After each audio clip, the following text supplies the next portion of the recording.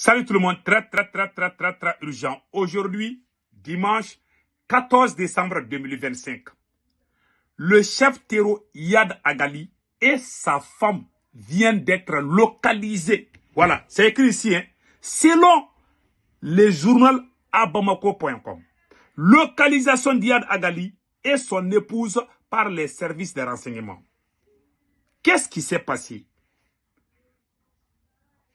Tellement ils se sentent à l'aise au Mali. Maintenant, le chef terreau même se promène avec sa femme au Mali et en Algérie. Voilà ce qui est écrit. Je vais lire tout ce que vous allez comprendre. Et après, on va donner des détails. En mars, d'une rencontre sécuritaire tenue à Nouakchott en 2014, 3 responsables des services de renseignement ont relancé le débat sur la localisation d'Iyad Agali, figure centrale des terreaux. L'un des, voilà, bon, je ne vais pas trop dire les noms, quoi, sinon ils vont signaler ma vidéo. Actuellement en Algérie, voilà. L'autre affirme aussi qu'un second interlocuteur tempère. Toutefois, cette attitude, Iyad Agali évoluera toujours dans la zone frontalière entre l'Algérie et le Mali. Voilà, terrain traditionnel de ces déplacements. Le troisième responsable souligne un élément jugé tangible, la présence de l'épouse d'Iyad Agali à Tamaracet, en Algérie, dans le quartier Sersouf.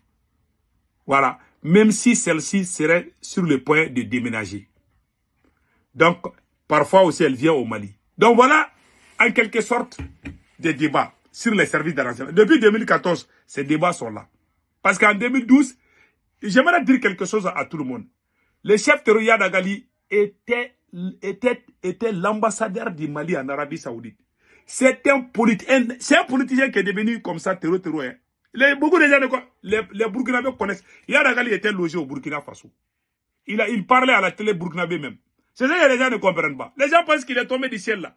Iyad Agali là, cette photo-là, il a pris cette photo au Burkina Faso. Il était logé chez Blaise. Voilà. Iyad Agali était très proche du président de général Amadou Toumani Touré. Il était même l'ami de ATT. Il a été conseiller même à la présidence du Mali. Il a sa maison à Bamako là-bas. Hein. Il était aussi l'intime ami de beaucoup de Maliens. Les gens parlent de Imam Diko. Son ami inséparable, l'ami inséparable de Iyad Agali était Imam Diko. Son ami était aussi le général Amadou Toumani Touré qui était président.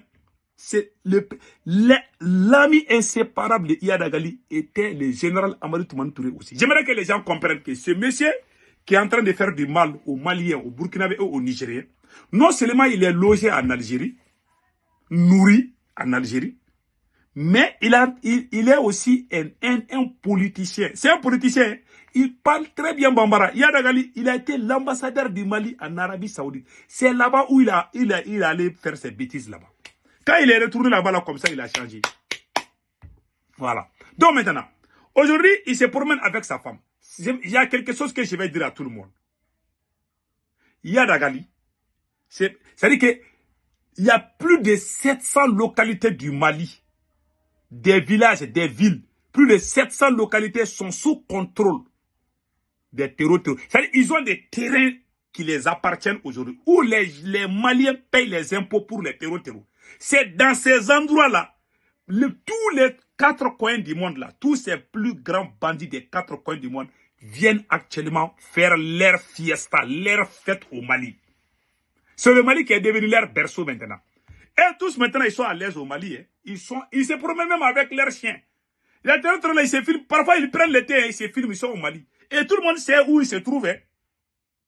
Tout le monde sait où ils se trouvent. Voilà un phénomène très dangereux. Si on ne fait pas attention, dans 10 ans, si on reste cette situation dans 10 ans, on va se retrouver avec nos propres frères qui vont prendre des armes contre nous-mêmes.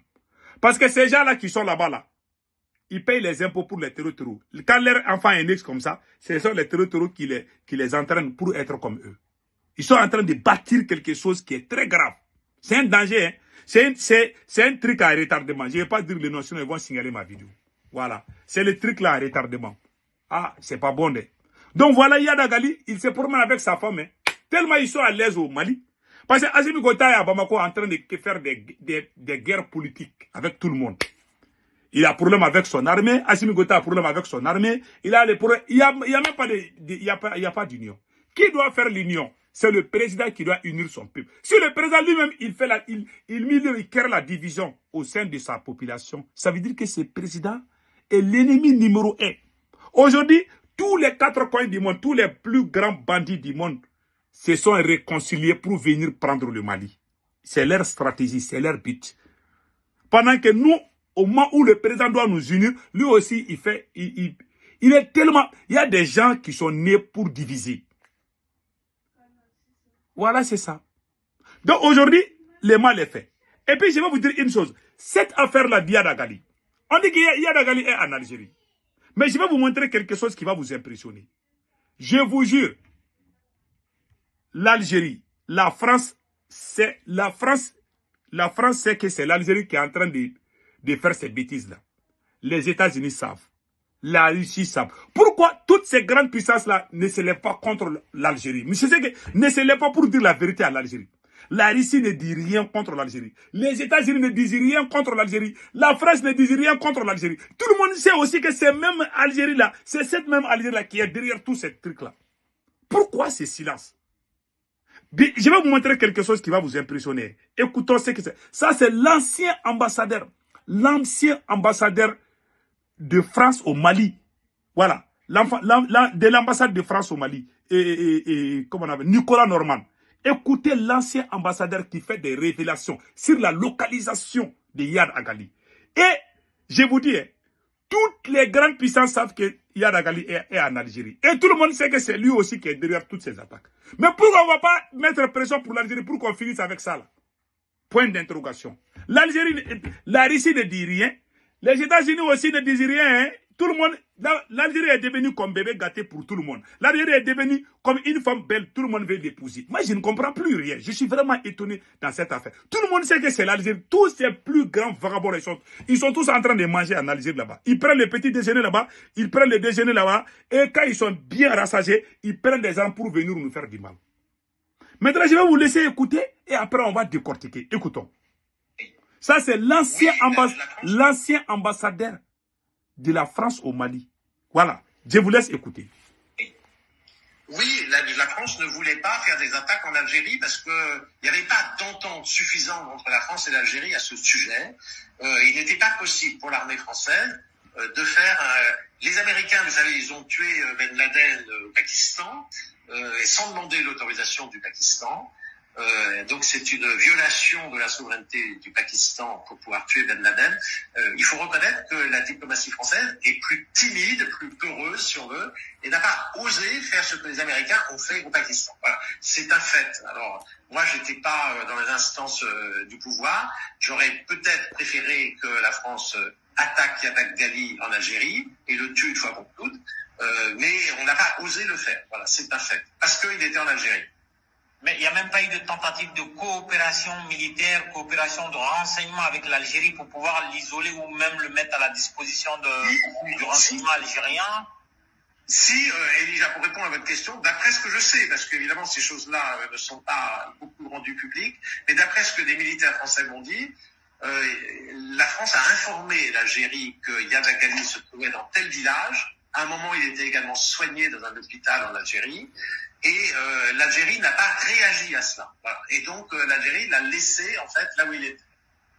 Vous avez entendu? C'est-à-dire, quand la France est intervenue, la France a dit à Iyad Agali, et la France a dit à l'Algérie, ah, Iyad Agali est dans tel hôpital chez vous.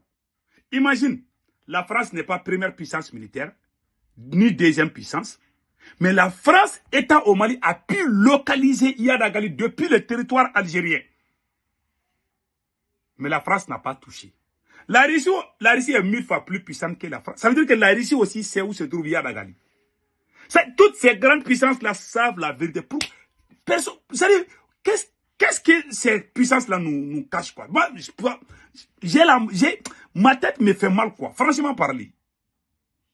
Je pose cette question. Il faut écrire ça sur le commentaire, là. Pourquoi toutes ces grandes puissances voient l'Algérie en train de déstabiliser tout le Sahel et personne ne dit rien? Même l'Algérie a bâti notre drone, la Russie n'a pas condamné. Aucune grande puissance n'a condamné. Nos partenaires là, ils n'ont pas condamné. Pourquoi? vos commentaires.